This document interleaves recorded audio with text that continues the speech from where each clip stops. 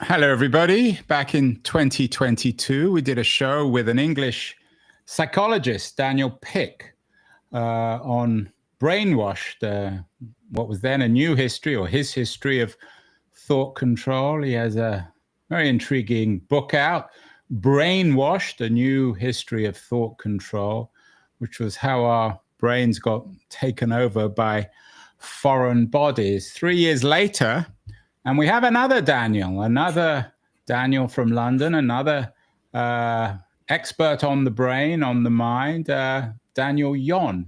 He's a psychologist and neuroscientist. He teaches at Birkbeck College. And he has a new book out, very intriguing one. It's called A Trick of the Mind, How the Brain Invents Your Reality. Daniel is joining us from his office in Birkbeck. Daniel, is the brain so sophisticated that it invents even how we think about our own minds? In brief, yes. I think that the key idea I try to put forward in this new book is that the new way we should think about your brain is that your brain is like a scientist. It's kind of making up theories to make sense of the world, other people, and yourself. And so in that sense, one of the main tasks your brain has is to work out who you are and what do you think. Perhaps it's not so coincidental then, Daniel, that we're all a bit paranoid these days about the creation of smart machines, of AI that is supposedly more intelligent than us. Are you suggesting in an odd kind of way in your new book that the brain is a form of AI? There's definitely a deep similarity, I think, between the way that lots of modern AI works and what I think modern neuroscience is telling us about how our brains work. So I think there's a sort of deep similarity and a deep dissimilarity. I think the similarity comes from the idea that just like the machines, how we make sense of our world is we take the information that the world provides us, we digest it into models, and we use those models to predict what's going to happen next. I think that's at the heart of lots of the very sort of glitzy AI models that people will be familiar with nowadays. I think a deep difference, though, is that while in the models those two processes are kind of separate, you have this long period of training a model, and then it's kind of tuned to predict. I think we are in this constant duet with the world around us. We're being trained by our experiences, but we're always taking in new information and incorporating that into the models we use to interpret our surroundings and ourselves. I like how you put it, constant duet. Sounds rather musical. Is there a musical quality to all this? I suppose it depends on what you mean. I mean, I think there's an element in which I think all aspects of perception and thought are really a kind of delicate balancing act, in that what you want from your brain really is to be able to take what you know from the routines and systems in the past, but to be responsive to the world as it presents itself to you now. And that requires setting the right balance between different things at different times. So in this age, Daniel, where we're paranoid about these thinking machines that some people think will acquire their own autonomy, and real scientists like yourself are coming along and telling us that the brain itself is a kind of trick of the mind, that it almost knows what it's doing. It may not be quite alive, but it nonetheless has qualities of life. What does this tell us about us as humans? Well, I think one of the insights that in some ways you could see it going full circle is that, as you say, there's a kind of life of your brain which is often somewhat hidden from you. So I think it's maybe quite tempting, particularly people in my sort of position, to identify you just as being your brain.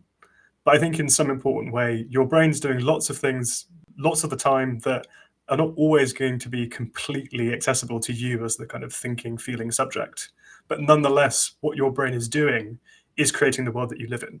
So there's something very active about the way that your brain interprets its surroundings. It kind of comes up with its theories and paradigms to make sense of your world. But that process, it doesn't really feel as though it's something that you're directly controlling. In that when I say that your brain is like a scientist making theories about the world, I don't mean that you sit there sitting back thinking and theorizing, making these kind of conscious predictions. I think it's just part and parcel of how you work, that you have this bundle of predictive machinery unfolding in your head, and that it has a powerful effect in coloring how you experience your world. Daniel, you don't need me to tell you this, you're a psychologist and a neuroscientist. You teach at Birkbeck, so you're schooled in science. You're not a historian of religion or the history of religious thought. But the more you present the brain in the way you're doing it, it sounds to me like a kind of scientific version, a remixed scientific version of how the pre-scientific world thought about a ubiquitous God. How so? Well, it knows everything, it somehow controls everything, and yet we can't quite control that. It's part of us and yet not part of us. Yeah, I think that maybe there could be a sort of similarity, I suppose, in the sense that one thing you might maybe draw out of kind of older religious ideas could be the sense that you need to have the right kinds of perspectives or beliefs or frameworks to make sense of the world. Otherwise, it's a completely senseless place. And I think that, for very good reasons in the Enlightenment, people challenge that idea as just taking beliefs on authority. But I think maybe if you take some of the neuroscience I described in this book seriously, it seems like that kind of process is sort of at the heart of how we think, that we are in the game of coming up with models and beliefs and paradigms and frameworks that give structure to our otherwise structureless world. And there's nothing particularly mystical about that. It's just, in order to make sense of the really ambiguous world we find ourselves in, we need some kind of model. We can't just go from the data alone that our senses provide us with. We need something. And that something is what your brain's in the business of building, that kind of background set of predictions and expectations that give shape to an otherwise very confusing place to live. As a scientist, Daniel, do you think we're in the latter stages, maybe even the final chapter of our understanding of ourselves? I mean, I guess my question on God and Christianity reveals my own, if not skepticism about science, certainly a belief that the same questions are being addressed by modern scientists have always been addressed throughout our history as a species. Is science the answer, or is it perhaps in a sense part of the problem, or both? Well, I think it might be a problem if you start to claim that science is the only way you can come to know anything. And I definitely wouldn't be of that point of view. And I think probably my own kind of philosophical perspective puts me in line with people who see kind of the work of philosophy or the work of science as kind of continuous with each other. There are some questions that they kind of come into the realm of science once we start to have tools like the tools we use here in my lab, or which scientists around the world use to kind of make sense of things. But there might be other questions that require different ways of thinking. I think what's maybe interesting about some of this, I think why I kind of constantly find the world of psychology and neuroscience exciting, is because it seems like what were once questions that it seemed we could only ponder and contemplate in the armchair have become things that we can actually apply new ways of understanding too. But I wouldn't want to say that neuroscience is the only way to understand you and your world, but I think it provides a particularly enlightening perspective that complements other ways that we can understand ourselves and our worlds. So you don't think in 200, 300, 400 years, maybe in a couple of thousand years, people will be looking back and thinking, oh, those naive neuroscientists like Daniel Yon, they didn't get anything? Well, they might. I mean, in some sense, I think, when I say that your brain is like a scientist, I do mean that as both an insult and a compliment, because I do think that science is one of the best ways, if not the best way, human beings have come up with to understand the world around us. But the history of science is also a kind of history of failure, right? You could have very intelligent, conscientious people taking careful measurements of the heavens, nonetheless coming up with the theory that the sun revolves around the earth. And so in that respect, I think science is less a body of calcified knowledge that we need to defend against other kinds of knowledge. It's more like a process. It's something that we do, and in so doing, we often throw away old ideas and refine them with new ones. But that's part and parcel of getting nearer and nearer to the truth. So in a sense, I think probably I'd be a bit nearer upset. The truth. Now you're sounding like a scientist. We're Well, on the way. There is a final destination then, Daniel. Well, I mean, we joked earlier on the show, you said you were from Edgware, which is the final stop on the London Northern Line. So there is an Edgware somewhere, right? Maybe that's it. Maybe it's sort of deeply embedded in my own models of how the universe works. I got off at Hampstead or Golders Green, so I never think of final stops. There you go. In all seriousness, Daniel, where are we in terms of the study of the brain? We've done shows in the past. I think there's I don't remember who said it, but you probably do, the famous quote about the brain being the most sophisticated thing in the universe. And it doesn't even compete with the most sophisticated computer we have. And some of the conversations we've had in the past with neuroscientists like yourself are kind of confessional, where they acknowledge that we're still pretty much ignorant. We're mystified by how the brain works. Is that a fair analysis? I think it's right that there is still something that, at least from my own personal perspective, I have this sense of awe and wonder about how complex the brain really is, and this sense that, you know, each of us can walk around our in everyday lives with this thing inside our heads that's kind of roughly got the same physical constituents as a pork chop, but somehow it creates our kind of conscious experiences in every thought and feeling and action and decision we've ever made.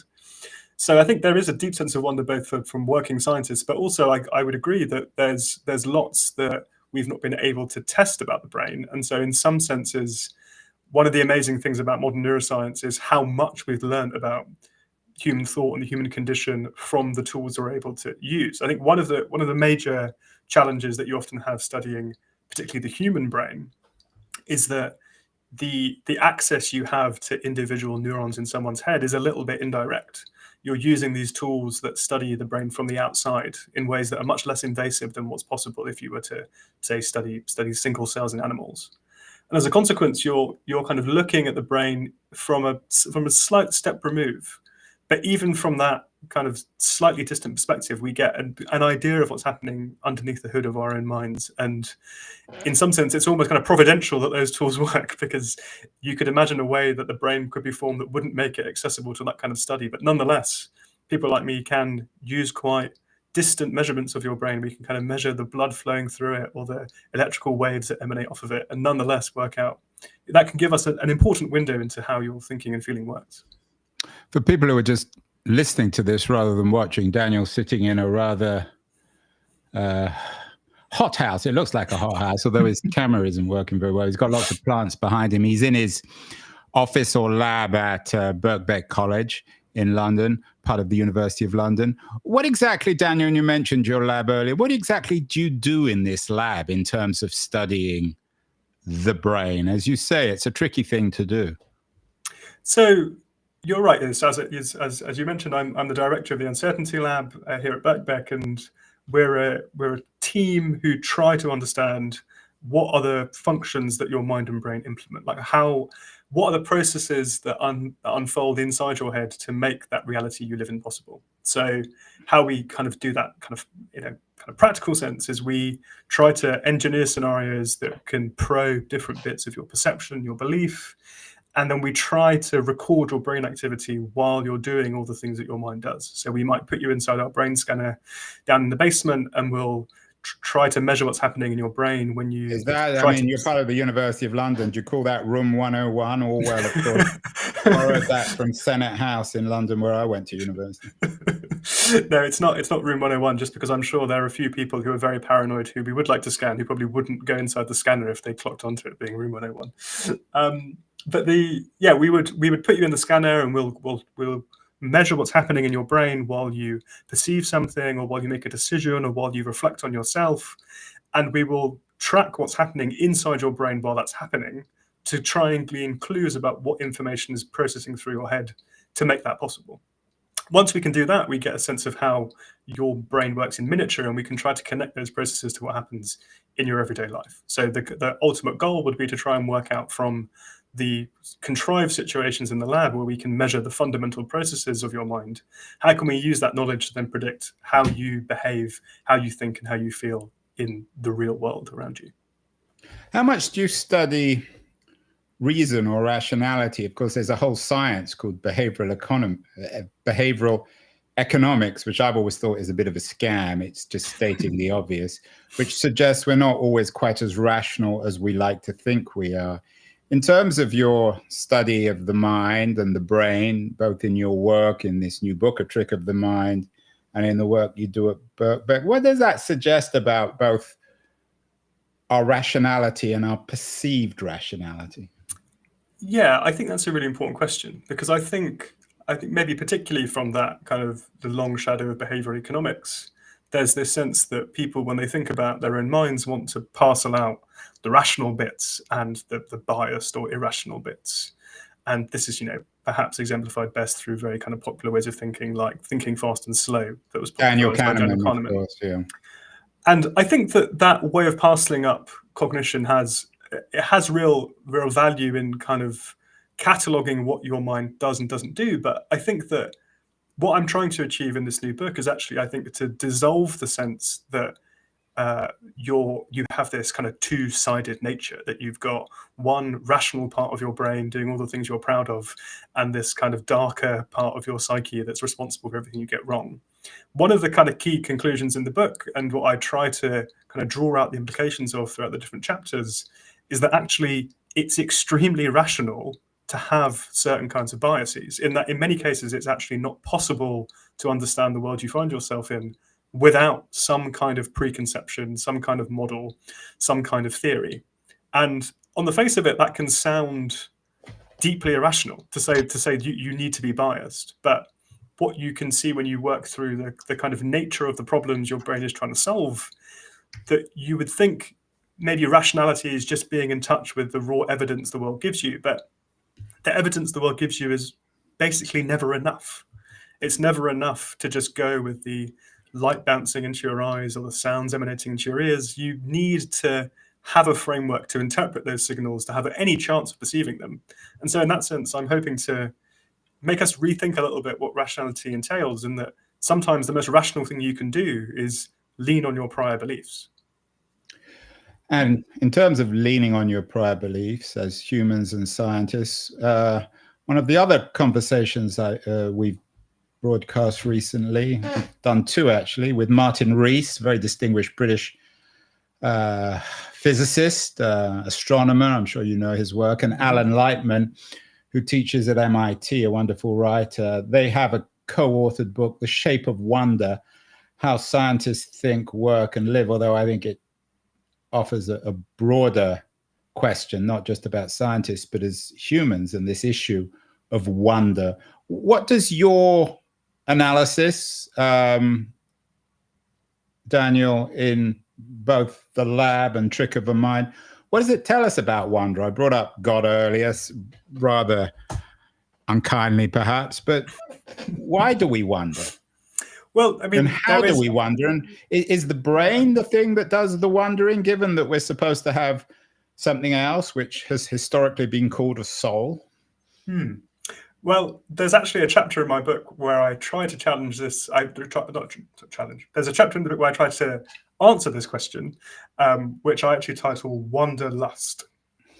And I try to understand where this drive to kind of understand and contemplate sort of comes from. Because you're right, it seems like something that on the face of it doesn't fit into the picture that science gives us of what we are as kind of human animals. And part of the reason for that is I think that the sort of psychology and neuroscience of what motivates us, what gets us going, has often focused on these sort of basic drives, like the things we need to stay alive, like sort of basic drives like food or water or sex, things that play this kind of evolutionary function for us. And it's been quite difficult to... And your whole science, of course, was once controlled by the sex-minded people, wasn't it? Well, exactly. And I think in some sense, this idea that everything that humans do reduced to these kind of fundamental drives, I think, seems to leave no room for these kind of loftier motives that human beings seem to have. I mean, the kind of example that I tried to draw out in the book is of students who studied under the noses of the secret police in communist Czechoslovakia various works of modern philosophy, and academics from the UK who smuggled Plato into Prague, basically, and were able to teach. Famously, there was a whole school of that. I can't remember what it was called, but yeah.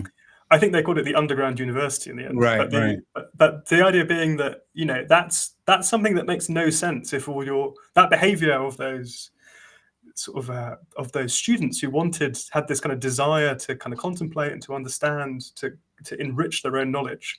It seems really difficult to explain that if you think that all human beings are concerned with is just a preoccupation with trying to stay alive and survive.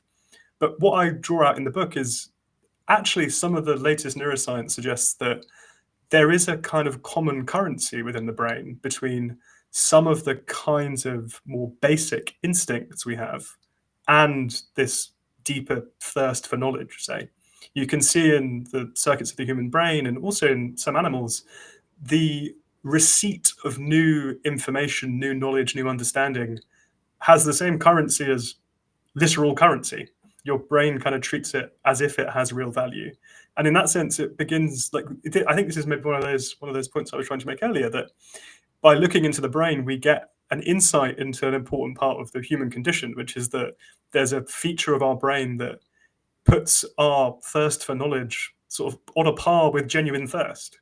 And so it starts to explain that these drives, they needn't be something that's separate from our biological nature, but some parts of our biological nature can be responsible for some of these particularly powerful human experiences.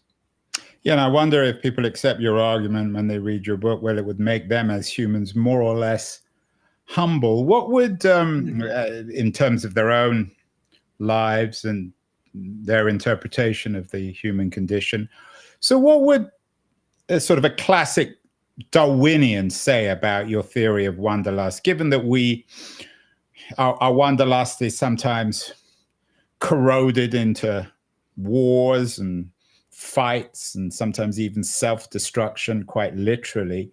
Is your book and your analysis as a neuroscientist, is it in a classical Darwinian sense? Are we still somehow perpetuating are our brains the central operating system, so to speak, in the perpetuation of our own species?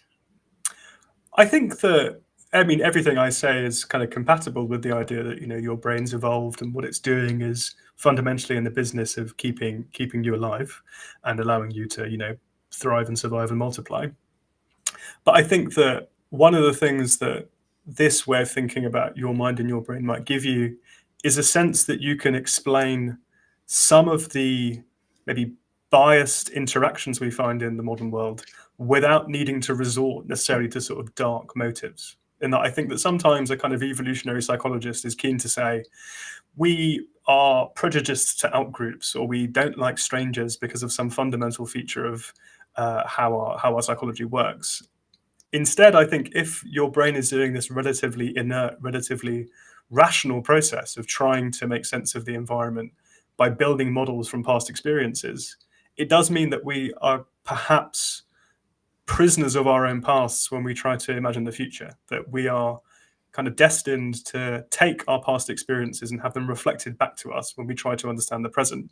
And that will mean if we are stuck with certain ways of thinking from either our personal lives or from the culture that surrounds us, we're going to have a very difficult time suppressing those instincts without finding alternative experiences that will tune up our minds differently. You talk about us being prisoners of our own past. That sounds more literary than scientific. Freud, of course, was a famous student of literature, of Shakespeare. He was perhaps more interested in literature than he was in science. There are psychologists or scientists like Adam Phillips who suggest that the study of the arts and of literature is as valuable in making sense of our brains and our psychoses as hard science. Where are you on that? Do you think that neuroscientists like yourself should be as well versed in Shakespeare, or perhaps even Freud, who's a form of literature, as the hardcore empirical scientists? I think so, for sure, because I think that there can be a complementarity to the different perspectives. And I mean, neuroscientists sometimes have this slightly self-aggrandizing phrase they use when they talk about artists, where they call them naive neuroscientists. The idea being that if Oh someone my could, God! Yeah, if that is. somebody could, you know, if somebody could write a great novel, or they could, you know, produce a great painting, in some sense, they've intuited something about how the brain works, and that explains the success of their artistic practice. I think that's far too imperial for my liking. I Yeah, I think mean, that maybe we creatives should call guys like you naive writers. exactly. But so I think that in some ways, I think what this book, and this is an idea I draw out towards the end, is that I think that it's kind of tempting sometimes to think, as you say, that intellectual life kind of falls into these two cultures, this kind of more kind of empiricist, kind of more scientific type culture, which is focused on things that are objectively measurable. And you might have a perhaps more kind of artistic or more humanist, maybe possibly even more kind of postmodern type culture, which thinks more about the idea that it's not all about objectivity, but it's about the subjective construction of reality. And I think that what this book sort of does is it kind of reveals me to be a sort of intellectual turncoat, in that while I am a scientist, this is the kind of the hard science of how that kind of subjective construction of reality is possible. Because when we look close using the tools of science into how our thoughts unfold, what we discover is that the beliefs and the paradigms that we're committed to, they are shaping how we experience our reality. So I think there's a deep connection between things like literature and art. And in some sense, this is the science that explains how the stories you're told and the stories you believe end up shaping the experiences you have. So, Daniel, who are the naive neuroscientists we should be reading, or you enjoy reading, who have helped you make sense of all this, that makes you into what you call what you described yourself as an intellectual turncoat? Adam Phillips, I know, writes extensively about Proust.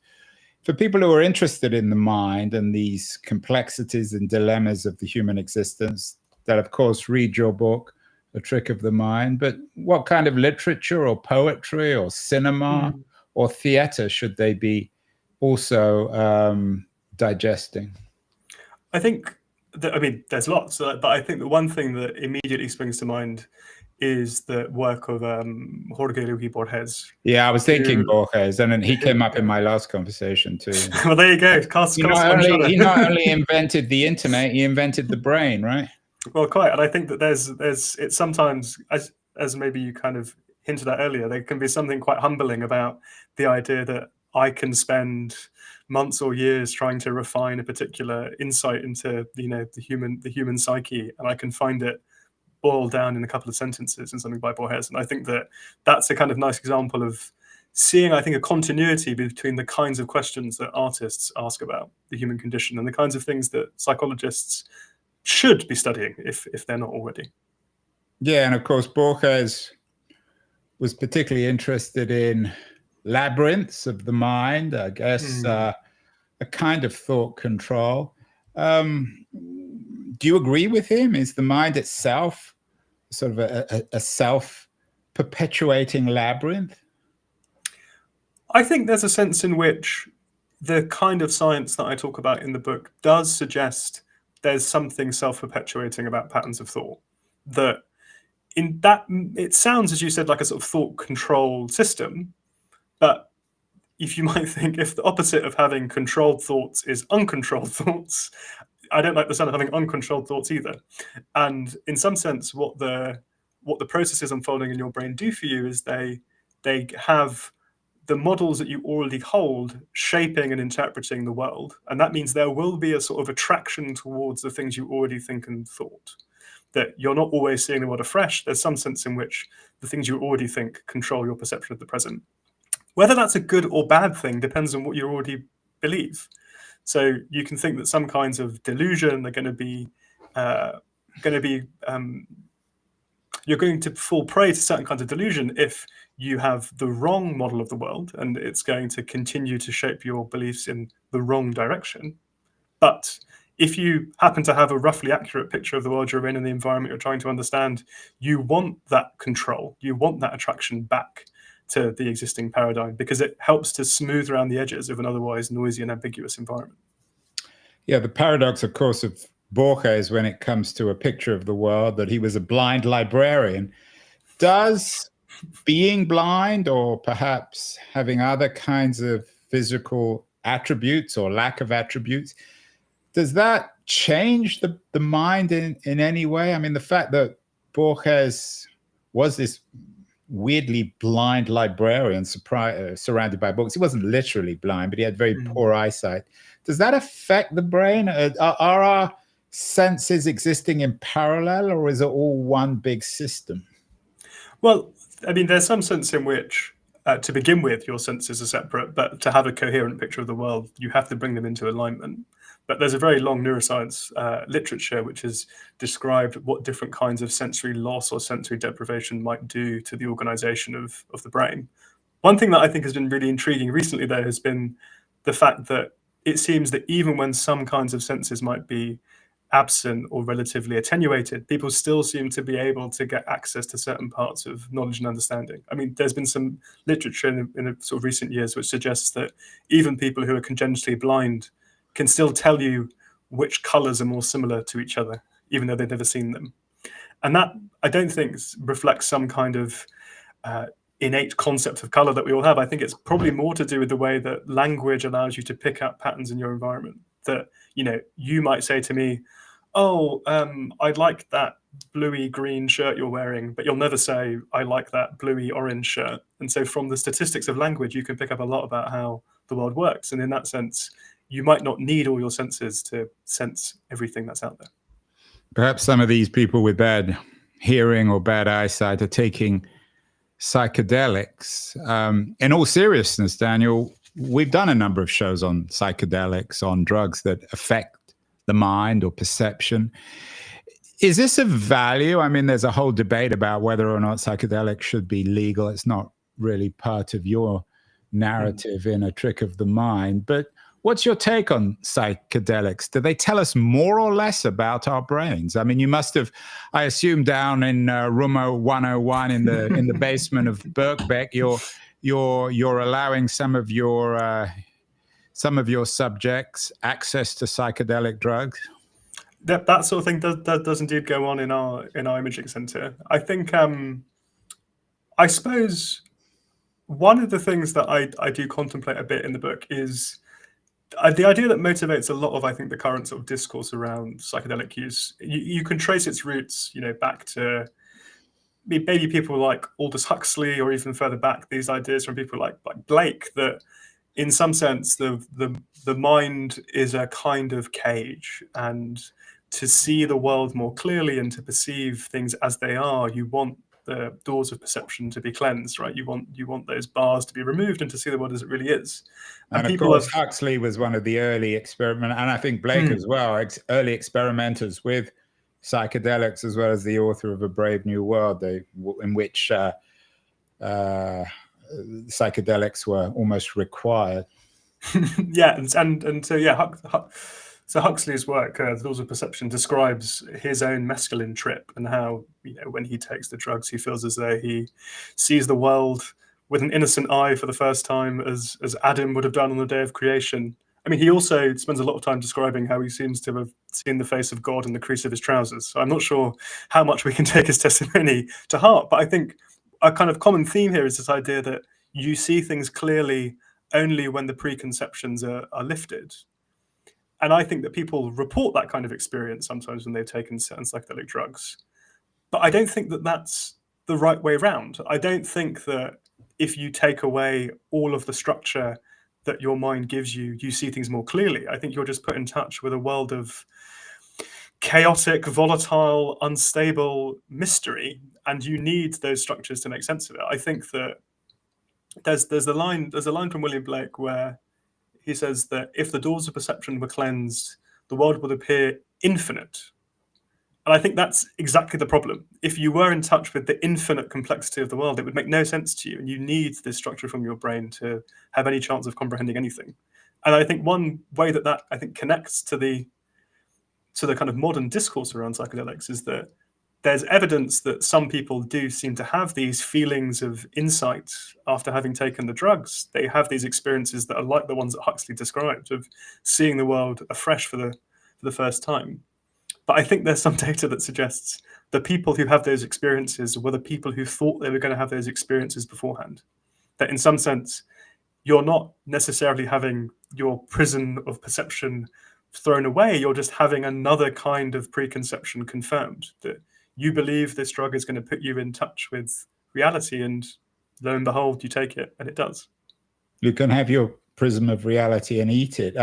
I wonder whether it was coincidental that Huxley, of course, when he was writing this sort of stuff, spent his time and taking this sort of stuff, was in Southern California, and looking at a very different world in the desert, often in a very sort of surreal United States. The French theorist of hyperreality, the inventor of the idea of hyperreality, Baudrillard, always talks about the idea of hyperreality and cinema being intrinsically American. Now, you're in London, which isn't America. How does this play into the trick of the mind? Is the reality that our brain invents, is it the same if we're in Edgware or Birkbeck College or the desert of New Mexico?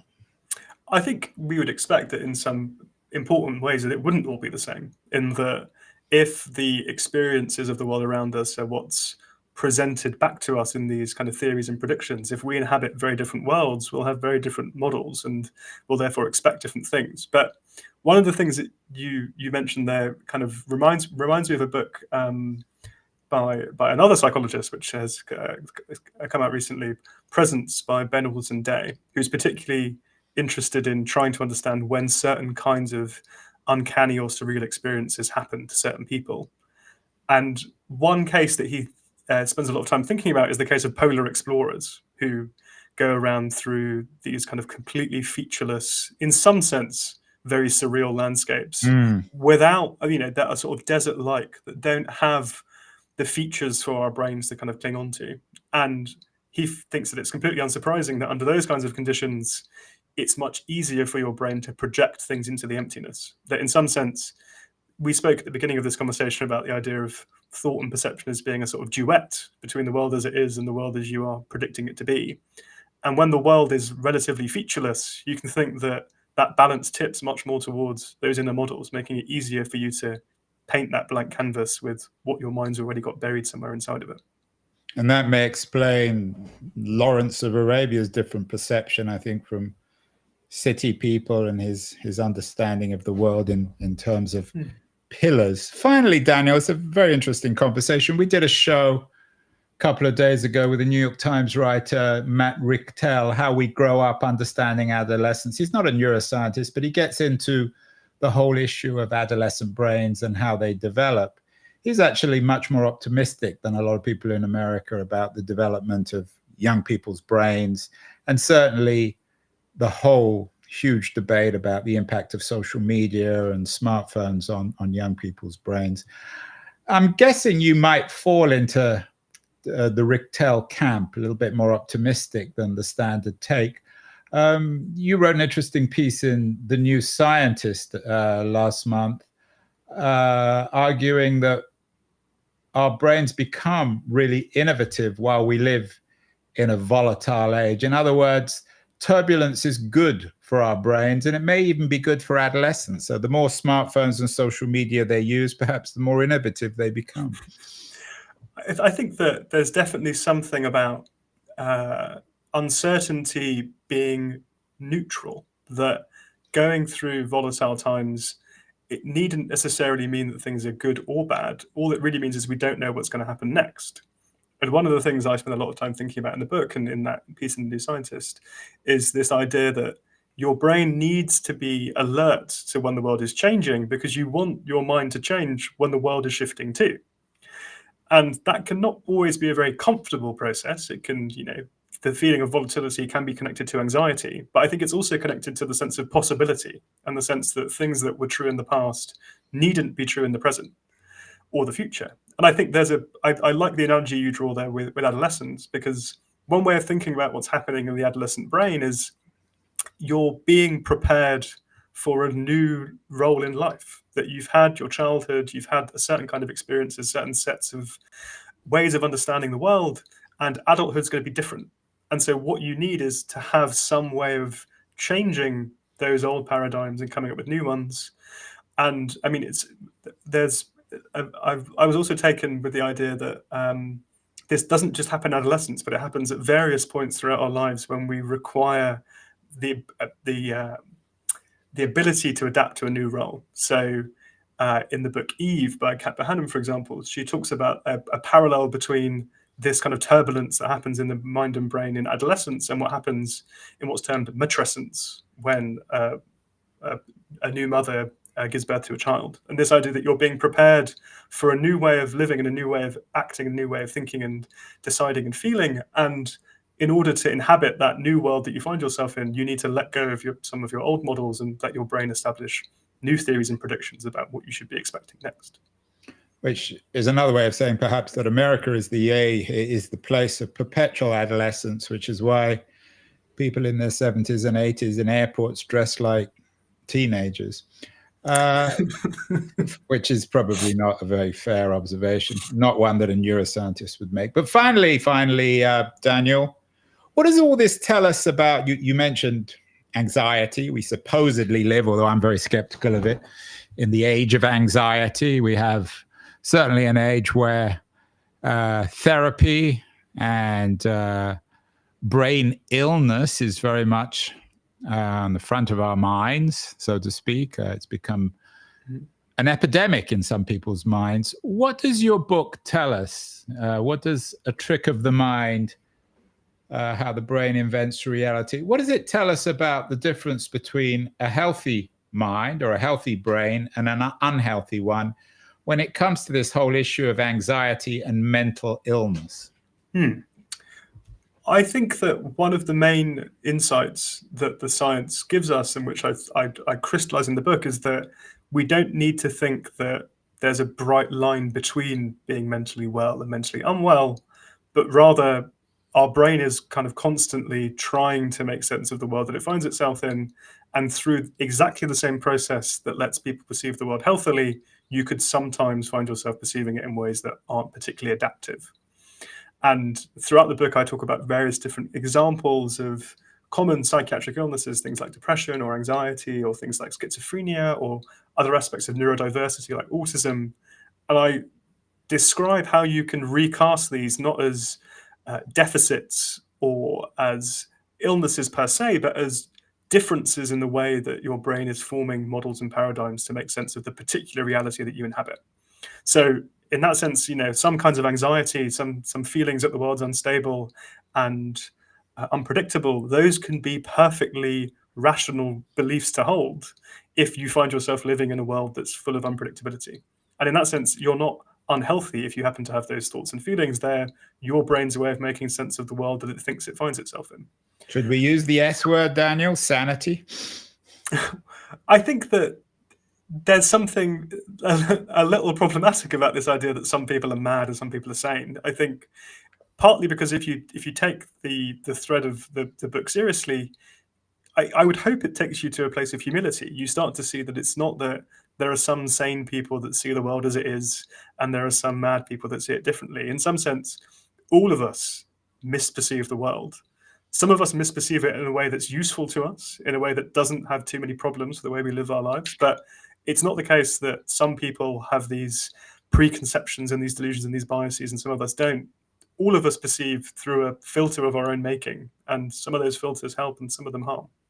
In other words, we're all in the same misperception boat as everyone else, both the naive neuroscientists like myself and the real ones like Daniel. And I'm sure, Daniel, you have your own anxieties, and probably the more anxious and troubled a neuroscientist is, the better a scientist they become. Fascinating conversation.